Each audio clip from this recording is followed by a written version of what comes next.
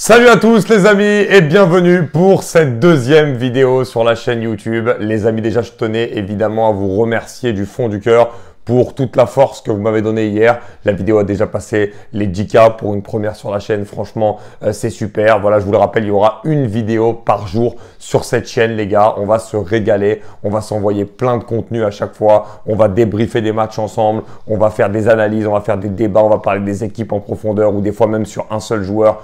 On va s'éclater dans cette vidéo. Et du coup, je vous propose qu'on commence ce deuxième épisode tout de suite avec quelle attaque pour le Real Madrid cette saison. Let's go! Alors les gars, évidemment qu'avec l'arrivée de Kylian Mbappé, Carlo Ancelotti s'est retrouvé un petit peu face à un problème de riche avec un assez gros casse-tête. Alors, on va expliquer déjà et rappeler que la saison dernière, ce Real Madrid-là jouait avec Vinicius et Rodrigo un petit peu comme deux attaquants. Ils n'étaient pas forcément avec des consignes de jouer uniquement en tant qu'ailier. Ils avaient vraiment une vraie liberté sur le terrain depuis le départ de Benzema avec un Bellingham en numéro 10 pour les accompagner. Et même très souvent, les deux joueurs qu'on mettait sur les côtés et un Bellingham qui plongeait et prenait ce poste de numéro 9 qui n'est pas le sien de base. Et on avait aussi, et il faut le dire parce que c'était important, un profil qui n'existe plus au Real Madrid depuis le départ de Benzema, c'est-à-dire le profil d'un vrai numéro 9 qu'incarnait un joueur comme Joselu, notamment la saison dernière. C'est pour ça que, évidemment, Joselu ne partait pas comme titulaire, mais lors des matchs où le Real Madrid avait un peu de mal à aller marquer, un joueur de surface comme Joselu, qui peut surgir sur les deuxièmes ballons, qui peut apporter un autre profil de pivot, qui peut jouer des ballons de la tête, évidemment, ça amène aussi parce que c'est un profil en général qui fait beaucoup de bien aux ailiers, surtout dont bénéficie le Real Madrid, ceux dont bénéficie le Real avec des Vinicius, des Rodrigo qui font beaucoup de différences individuelles. Un pivot fait beaucoup de bien parce qu'il absorbe aussi les défenseurs et libère de l'espace pour ces mêmes ailiers-là. Et là, finalement, tu te retrouves avec cet été l'arrivée de Kylian Mbappé. Alors évidemment, un Kylian Mbappé qu'on sentait beaucoup moins impliqué sur sa dernière saison au Paris Saint-Germain, qu'on a vu ne pas faire un très bon Euro, même un Euro catastrophique pour un joueur de son rang cet été avec l'équipe de France, et qui arrive au Real Madrid finalement à un poste qui appartient déjà à un joueur, c'est-à-dire au poste de Vinicius Junior. On sait très bien qu'Mbappé est toujours très bon à gauche, même si, et les gens ont tendance à l'oublier, il a performé à un moment donné pendant 6 mois au Paris Saint-Germain à droite. C'est un poste qu'il est capable d'occuper et qu'il maîtrise également super bien. Maintenant, très clairement, quand on voit ce qui se passe finalement, on se dit comment faire jouer le Real Madrid aujourd'hui? C'est la vraie question. Donc, il faut savoir que le Real Madrid possède Rodrigo, Vinicius et Bellingham. Bellingham qui peut jouer numéro 8, qui peut jouer numéro 10.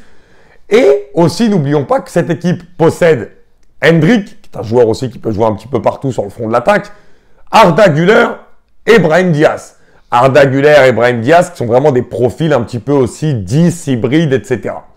Le problème au Real Madrid, c'est qu'on n'a jamais vraiment joué avec un numéro 10 et qu'aujourd'hui, sur ce début de saison, pour l'instant, on voit qu'on joue un petit peu avec un numéro 10 et ce numéro 10, c'est Jude Bellingham. Donc évidemment, qu'Arda Güler, Brahim Diaz sont des joueurs qui arrivent à faire des différences sur les côtés, mais donc qu'on ne peut pas trop envisager de mettre dans le 11. En fait, on a beaucoup de joueurs à un certain poste et on en a oublié aussi beaucoup de créativité au poste de numéro 8, ce qui fait d'ailleurs actuellement défaut au Real Madrid sur ce poste de début de saison. Maintenant, si on doit juste parler de l'attaque, très clairement, Kylian Mbappé n'est pas un numéro 9. On le sait, on le voit dans ses performances. On sait en plus qu'il n'aime pas jouer à ce poste-là, même si, contrairement à l'époque où il était au PSG, cette fois-ci, il ne pourra pas se permettre de le dire, parce que s'il fait des écarts, c'est pas comme au Paris Saint-Germain, là, il sera sanctionné. Et également dans le profil. Voilà, Kylian Mbappé, c'est pas forcément celui qui va réussir à jouer, à avoir le meilleur des jeux dos au but, à rester vraiment dans la surface de réparation, à attendre les ballons. C'est pas comme ça. Il n'est pas comme ça. Lui, c'est quelqu'un qui doit partir en profondeur, qui doit vraiment toucher le ballon en étant déjà en train de courir, en ayant une grosse vitesse de percussion. Et pour moi, d'ailleurs, Mbappé, c'est ça qu'il doit faire. Il doit jouer sur ses qualités. Sauf que c'est pour ça que je remets un petit peu sur ce début de saison, là où on a très souvent vu Mbappé, Rodrigo et Vinicius démarrer ensemble et avec Bellingham quand il était là. Moi, je pense que pour tirer le meilleur potentiel offensif du Real Madrid, Carlo Ancelotti doit revoir sa copie. Mais après, on se dit tous aussi de quelle manière, parce que c'est pas facile non plus, sachant qu'il n'a pas de pur numéro 9. Donc, je vais vous demander à vous, en fait, en commentaire aussi, de me dire l'attaque que vous préférez pour le Real Madrid. Mais on va imaginer plusieurs scénarios. C'est-à-dire, en fait, est-ce qu'aujourd'hui, le Real Madrid n'aurait peut-être pas besoin, et moi c'est une option que je privilégierais, par exemple, même si j'adore Rodrigo, je pense que son profil peut aussi faire du bien en cours de match, comme ça a été le cas d'ailleurs il y a 2 ans, où sur la saison en Ligue des Champions, il faisait énormément de mal quand il rentrait. Mais je pense que le Real a un gros manque de créativité, et donc ce serait pas mal que le Real remette un troisième milieu de terrain.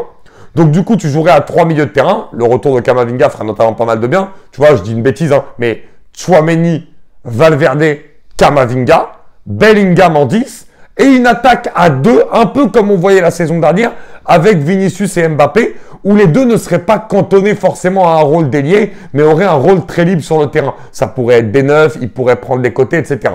Moi, je pense que c'est une alternative crédible pour le Real Madrid. Après, il y en a d'autres.